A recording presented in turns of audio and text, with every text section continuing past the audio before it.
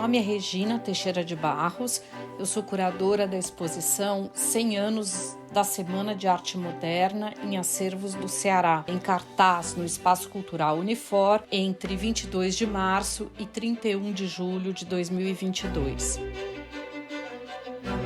Essa exposição foi concebida tendo em vista a celebração do centenário da mostra realizada por um grupo de artistas e intelectuais cariocas e paulistas que se reuniu no Teatro Municipal de São Paulo em 1922 para protestar contra o conservadorismo que reinava na literatura, na música e nas artes visuais.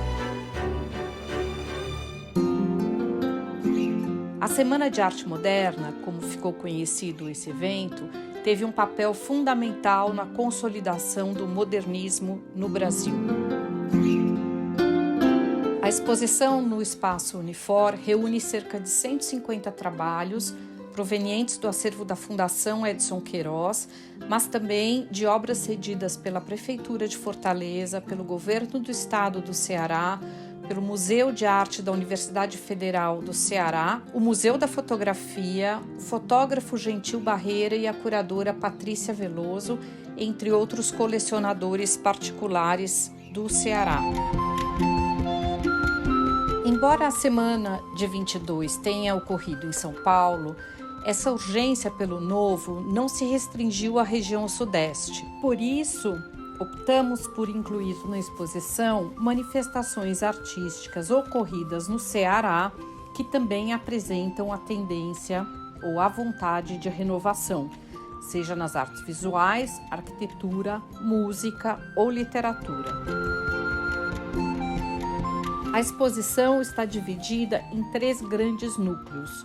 O primeiro, voltado para as manifestações artísticas que esboçavam um desejo de renovação antes mesmo da década de 20. A segunda, concentrada sobretudo nos artistas que participaram da Semana de 22 no Teatro Municipal em São Paulo e artistas da primeira geração modernista. Na terceira e última parte da exposição, temos uma série de artistas e manifestações artísticas posteriores à semana e que tiveram grande importância na consolidação do modernismo no Brasil.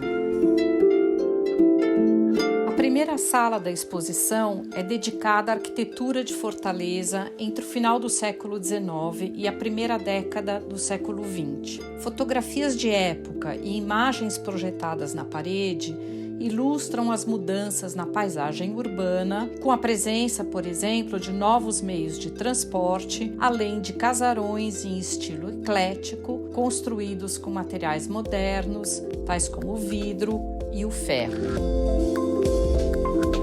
Um exemplo desse tipo de construção é o Teatro José de Alencar, inaugurado em 1910, apresentado nessa sala em forma de maquete. Nas pinturas apresentadas nas 2 salas seguintes, vemos que as paisagens e as cenas cotidianas tomaram o lugar dos gêneros tradicionais, como a pintura histórica. As cenas cotidianas e o trabalho do homem comum passam a interessar uma nova geração de pintores. A pintura ao ar livre também propiciou uma mudança importante na maneira de pintar. Nas Marinhas de Giovanni Castagneto, por exemplo, as pinceladas são soltas e visíveis, indicando que os elementos da pintura, como a composição, as cores e as pinceladas, se tornaram um tema em si. Outro exemplo importante dessa renovação na fatura é a produção de Belmiro de Almeida, que adota um pontilhismo para construir suas paisagens. Enquanto isso, em Fortaleza, escritores, poetas e intelectuais formaram a Padaria Espiritual, um grupo que se insurgiu contra os padrões conservadores nas artes e na cultura, sempre usando muito humor. Uma seleção de documentos referente à produção dos padeiros, como eles se autodenominavam, pode ser vista na vitrine. A última sala desse núcleo é dedicada à música. Na vitrine, capas de discos de jovens músicos cearenses, compositores de marchinhas e machiches, são expostos ao lado de um oficleide, um instrumento do século XIX, antecessor da tuba. No espaço, um gramofone chama atenção junto a um conjunto de obras do acervo da Fundação Edson Queiroz, que falam de alguma maneira sobre a música ou sobre os músicos. O segundo núcleo da exposição é dedicado à Semana de Arte Moderna de 1922. E o que foi essa semana? Entre os dias 13 e 17 de fevereiro de 1922, o Teatro Municipal de São Paulo sediou uma série de eventos protagonizados por artistas, músicos, escritores e intelectuais paulistas e cariocas que clamavam pelo fim da importação de moldes estéticos europeus para a arte e para a cultura brasileiras. Rejeitavam o passadismo, defendiam a liberdade de expressão e a busca por uma arte nacional. O saguão do teatro foi tomado por uma exposição de pinturas de Anita Malfatti, Di Cavalcanti, Vicente do Rego Monteiro e do escultor Victor Brecheret, entre outros artistas. A obra Mulher de Cabelos Verdes, da fase expressionista de Anita Malfatti, logo na entrada dessa exposição, também esteve presente na mostra de 1922.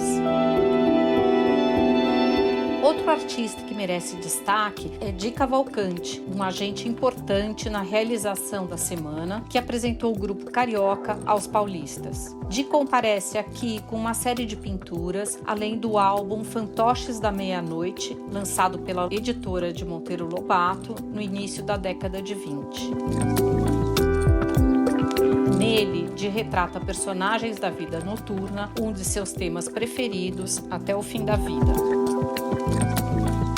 Nessa sala também estão presentes artistas que não participaram da Semana de 22, mas fazem parte da chamada primeira geração modernista. Não participaram da semana, seja porque eram jovens e desconhecidos, caso de Cícero Dias e Ismael Neri, seja por estarem fora do Brasil em fevereiro de 22, caso de Tarsila do Amaral, que estava estudando na Europa nesse período.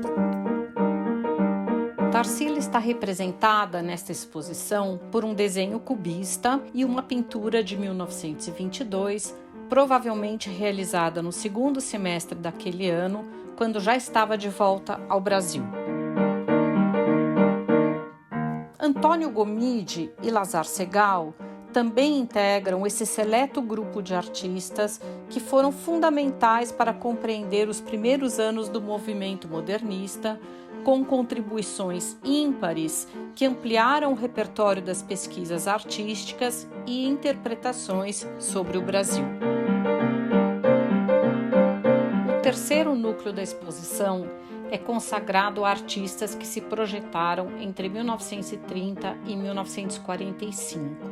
A quebra da Bolsa de Nova York, em 1929, e o fim da política café com leite no ano seguinte tiveram reflexos significativos no âmbito das artes. Ao invés de contestar a herança dos grandes mestres do passado, os artistas passaram a dialogar com esse legado, dando lugar a uma vertente menos experimental do modernismo. Muitos artistas engajaram-se politicamente e a realidade da população desfavorecida tornou-se um tema importante tanto na pintura quanto na literatura. O cotidiano dos pescadores de Camocim, registrados por Raimundo Sela, e a miséria dos retirantes nordestinos, retratados por Cândido Portinari, alinham-se com a luta pela sobrevivência enfrentada pelos personagens dos romances de Raquel de Queiroz, muitos dos quais dispostos na vitrine da primeira sala, dedicada à produção cearense.